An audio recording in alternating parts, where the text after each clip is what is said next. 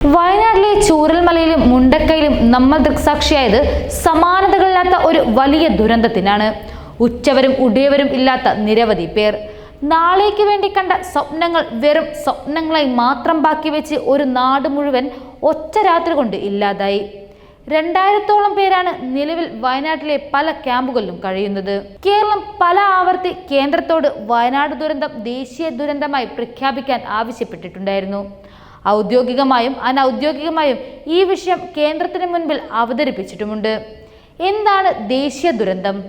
രാജ്യത്ത് സംഭവിക്കുന്ന ദുരന്തങ്ങളെ ദേശീയ ദുരന്തമായി എങ്ങനെയാണ് പ്രഖ്യാപിക്കുകയെന്നും നിയമപരമായി ദേശീയ ദുരന്തമായി പ്രഖ്യാപിക്കാനുള്ള മാനദണ്ഡങ്ങൾ എന്തൊക്കെയാണ് എന്നും നമുക്കൊന്ന് നോക്കാം.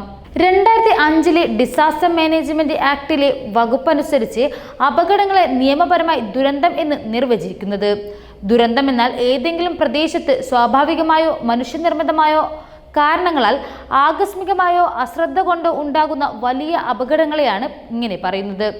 കാര്യമായ രീതിയിൽ ജീവനാശം സംഭവിക്കുകയോ സ്വത്തുക്കൾ നശിക്കുകയോ നശിപ്പിക്കുകയോ പരിസ്ഥിതിയെ ഗുരുതരമായി ബാധിക്കുകയോ ചെയ്യണം. ദുരന്തബാധിത പ്രദേശത്തെ സമൂഹത്തിന് അപകടം നേരിടാനുള്ള ശേഷിക്കുറവുള്ള സ്വാഭാവിക വ്യാപ്തിയോ ഉണ്ടായിരിക്കണം. ഭൂകമ്പം, വെള്ളപ്പൊക്കം, മണ്ണിടിച്ചിൽ, ചുഴലിക്കാറ്റ്, സുനാമി, നഗരവെള്ളപ്പൊക്കം, ഉഷ്ണതരംഗം മുതലായവയാണ് സമാനമായ ദുരന്തത്തിൽ ഉൾപ്പെടുന്നത്.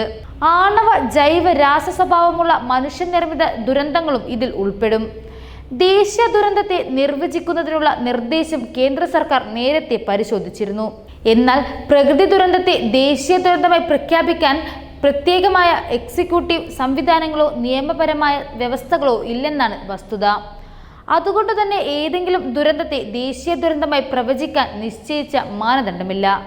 ഇതുമായി ബന്ധപ്പെട്ട് 10ാം ധനകാര്യ കമ്മീഷൻ 1995-2000 നിർദ്ദേശങ്ങൾ പരിശോധിച്ചിരുന്നു. സംസ്ഥാനത്തെ ജനസംഖ്യയുടെ 1/3 ആളുകളെ ബാധിക്കുകയാണെങ്കിൽ ദുരന്തത്തെ അപൂർവമായ തീവ്രമായുള്ള ദേശീയ ദുരന്തം എന്ന് വിളിക്കാമെന്നായിരുന്നു നിർദ്ദേശം. എന്നാൽ അപൂർവ തീവ്രതയുടെ ദുരന്തം എന്നത് പ്രത്യേകമായി നിർവചിച്ചിട്ടില്ല. അതുകൊണ്ട് തന്നെ വയനാട്ടിലെ ഉരുൾപൊട്ടലിലെ ദേശീയ ദുരന്തമായി പ്രഖ്യാപിക്കാൻ സാധ്യത കുറവാണ്. ദുരന്തങ്ങളെ ദേശീയ ദുരന്തമെന്നോ പ്രാദേശികമെന്നോ വേർതിരിക്കാൻ നിയമത്തിൽ വ്യവസ്ഥയില്ലെന്നാണ് ഇതിനു കാരണമായി അധികൃതർ പറയുന്നത്. കൃത്യമായ റിപ്പോർട്ടുകളുടെ അടിസ്ഥാനത്തിൽ കേരളത്തിനും കേന്ദ്രത്തോട് അർഹമായ നഷ്ടപരിഹാരം ആവശ്യപ്പെടാം. എന്നാൽ എത്ര തുക അനുവദിക്കണമെന്ന് തീരുമാനിക്കുന്നത് കേന്ദ്ര സർക്കാരാണ്.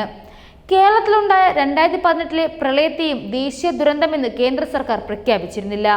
പ്രളയ ദുരന്തത്തെ ഗുരുതര സ്വഭാവമുള്ള ദുരന്തമെന്നാണ് കേന്ദ്രം ആഭ്യന്തര മന്ത്രാലയം പ്രഖ്യാപിച്ചത്. ദുരന്തത്തിന്റെ തീവ്രതയും വ്യാപ്തിയും കണക്കിലെടുത്തായിരുന്നു തീരുമാനം. ഓഖി ചുഴലിക്കാറ്റും ഗുരുതര സ്വഭാവമുള്ള ദുരന്തമായി പ്രഖ്യാപിച്ചിരുന്നു. ദേശീയ ദുരന്തമെന്ന വാക്കാൽ പ്രഖ്യാപിച്ചതുകൊണ്ട് സംസ്ഥാനത്തിന് പ്രത്യേകിച്ച് സാമ്പത്തിക സഹായം ലഭിക്കില്ലെന്നാണ് അധികൃതർ പറയുന്നത്. ദേശീയ ദുരന്തമായി പ്രഖ്യാപിക്കണമെന്ന രാഷ്ട്രീയ പാർട്ടികളുടെ ആവശ്യം കേന്ദ്രം തള്ളിക്കളയുകയാണ് പതിവ്. സംസ്ഥാനം ആവശ്യപ്പെട്ടാൽ കേന്ദ്ര ഏജൻസികൾ ദുരന്ത നിവാരണത്തിന് ഇടപെടും. 1999 ഒഡീഷ ചുഴലിക്കാറ്റിൽ 10,000-ലേറെ പേർ മരിച്ചു. മൊത്തം 250 കോടി രൂപ ദുരിതാശ്വാസത്തിനും പുനരധിവാസത്തിനും കേന്ദ്രം ആദ്യം അനുവദിച്ചു. ദേശീയ ദുരന്തമെന്ന് പ്രഖ്യാപിക്കാനുമുണ്ടായില്ല. 2013 ജൂണിൽ ഉത്തരാഖണ്ഡിൽ വെള്ളപ്പൊക്കത്തിലും ഉരുൾപൊട്ടലിലും 4,909 പേർ കൊല്ലപ്പെട്ടു. 2005 മഹാരാഷ്ട്രയിൽ വെള്ളപ്പൊക്കത്തിൽ 1094 പേർ കൊല്ലപ്പെട്ടു. ഇതൊന്നും ദേശീയ ദുരന്തമായി ഇതുവരെ പ്രഖ്യാപിച്ചിട്ടില്ല. അപൂർവമായ തീവ്രതയുടെ ദുരന്തം എന്ന് സംഭവത്തിന്റെ അടിസ്ഥാനത്തിൽ തീരുമാനിക്കേണ്ടതാണെന്ന് നിർദ്ദേശത്തിൽ പറയുന്നു. ദുരന്തത്തിന്റെ തീവ്രതയും വ്യാപ്തിയും പ്രശ്നം കൈകാര്യം ചെയ്യാനുള്ള സംസ്ഥാനത്തിന്റെ ശേഷി, ആശ്വാസ പദ്ധതി നടപ്പാക്കാനുള്ള വിഭവശേഷി എന്നിവയാണ് പ്രധാനമായും അടിസ്ഥാനം. 2013 ഉത്തരാഖണ്ഡ് വെള്ളപ്പൊക്കം, 2014 ആന്ധ്രാപ്രദേശിലെ ഹുദ്ഹുദ് ചുഴലിക്കാറ്റും തീവ്രമായ ദുരന്തങ്ങളായി തരം തിരിച്ചിട്ടുണ്ട്. ദുരന്തത്തെ ദേശീയ ദുരന്തമായി പ്രഖ്യാപിച്ചാൽ ദേശീയ തലത്തിൽ കേന്ദ്ര സർക്കാർ സംസ്ഥാന സർക്കാരിന് പിന്തുണ നൽകേണ്ടി വരും. ദേശീയ ദുരന്ത നിവാരണ നിധിയിൽ നിന്നുള്ള അധിക സഹായം കേന്ദ്രം പരിഗണിക്കേണ്ടി വരും.